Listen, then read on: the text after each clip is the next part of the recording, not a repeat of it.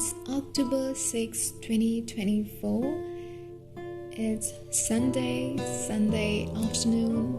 I'm recording this at 2:51 p.m. It's 2:52.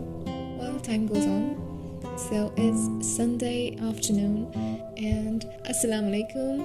I have a very important topic to discuss today, and you are very welcome back to Naazify.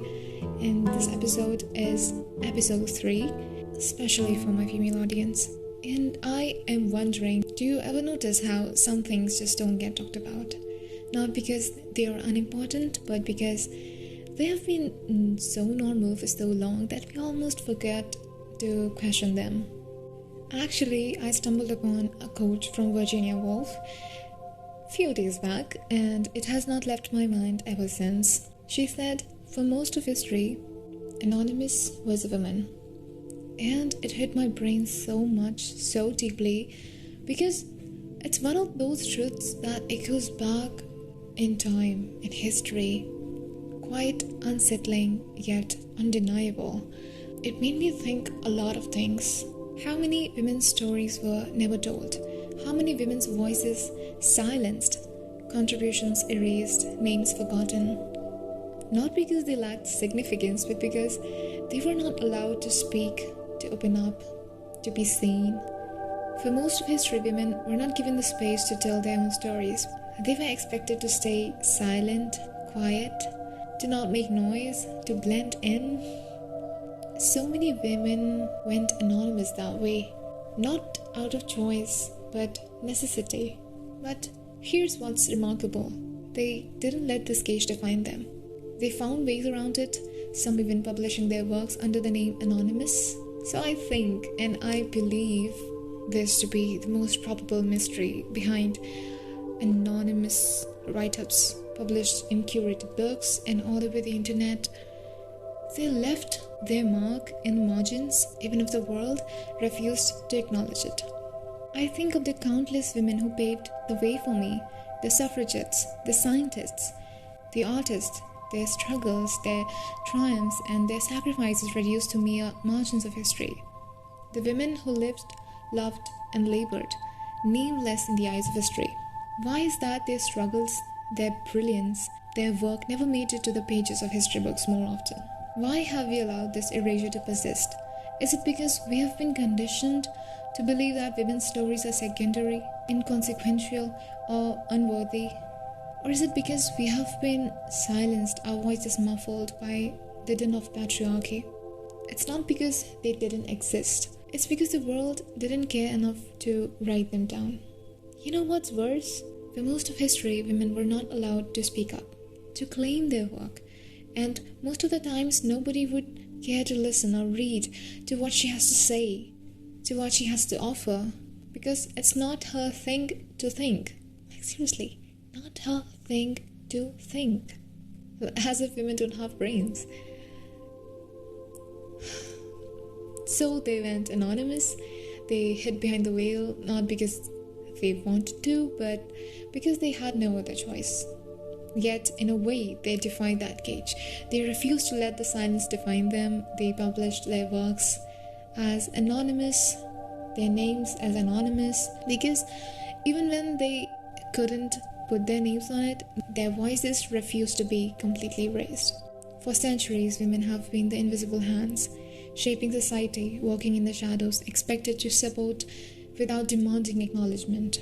As I delve into this question, I realized that anonymity is not just a historical phenomenon, but a contemporary reality.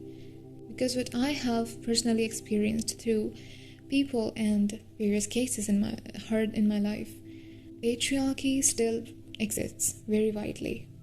In many places, very subconsciously, that it is almost impossible to identify. But in some cases, very actively, very consciously, and very deeply. Even today, it's subconsciously ingrained in us to be small, to be quiet, to blend into the background, while others take the credit. You see it in some workplaces, in boardrooms, classrooms, and homes. We are celebrated for being selfless, appreciated for being tough. And you know what that means? Tough in silence. Yes, our strength is only acknowledged when it benefits someone else. It's not just a thing of the past, this erasure. It's a daily reality. How many times, I'm asking this to every woman out there, how many times have you been interrupted or talked over? How many times have your ideas been dismissed, only to hear them praised when someone else repackages them? How many times have you downplayed your own work, calling it, oh, no big deal, because being seen, being noticed, felt uncomfortable? Yeah, because it's unfamiliar to some of us. Now you may wonder and ask why. Why do I or somebody else would feel so? It's because we have been conditioned, taught to believe that being visible, claiming our space, demanding to be heard comes with a cost. A cost we are often told we should not want to pay. And you know what? To everybody listening this, who thinks this way, or those who have been told so and believed, staying invisible does not keep us safe. It keeps us in the background. It makes us anonymous. But here's the thing.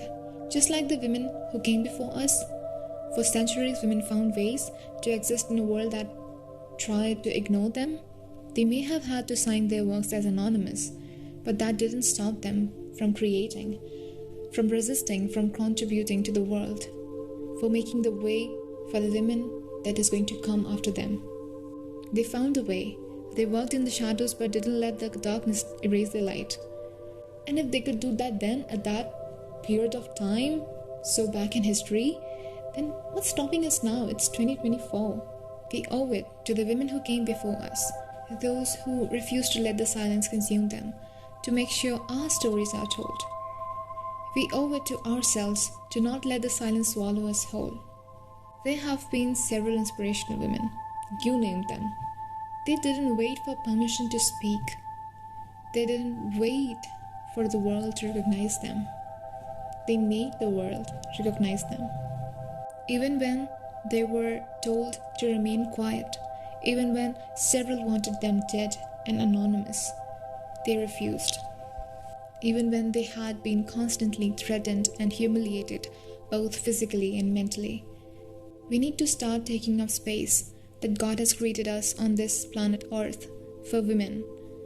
Not apologizing for wanting more, not brushing off our accomplishments but accepting them, not waiting for someone else to tell our stories. So where do we go from here? How do we stop being anonymous? Well, it starts with the small moments, with speaking up when we are uncomfortable, with saying, yes, I did that, without adding, but it was nothing. You understand what I mean? It starts with owning our voices, our contributions, even when the world seems more comfortable pretending we don't exist. For so long, women have lived in the footnotes and the margins of history, but what happens when we refuse to be footnotes anymore? When we stop apologizing for wanting to be heard?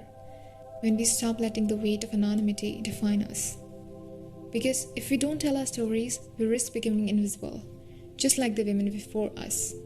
But great thanks to the women of history and loving gentlemen who supported, listened, and cherished and collaborated with those women and have been collaborating and have been making so much progress in the world. We owe it to you. This is the difference now. We don't have to hide behind anonymous anymore. We can sign our names. We can let the world know that we are here. We have always been here, and that we will always be. So, as I close this journal, I make a promise to myself, and I want you to make a promise to yourself. While you end listening to this, I will not be anonymous. I will not be erased. I will not be silenced. I will write my own story. Their stories are my strength. Their resilience is my fuel.